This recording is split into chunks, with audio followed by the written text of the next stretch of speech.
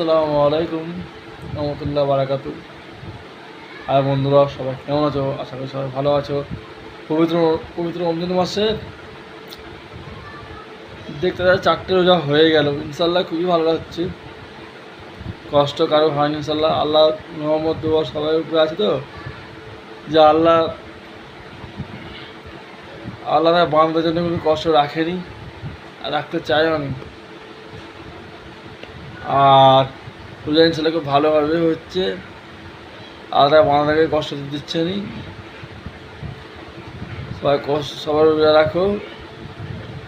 আর সব থেকে ভালো একটা জিনিস যেটা আমি বললাম, মুসলমান ভাইয়েরা ও বোনেরা দিদিরা সবাই যে ইফতারি করবে, সেই ইফতারি খাবার বা সেই খাবার বা সেই খাবারগুলো ভিডিও করছো, এগুলো করার দরকার নেই।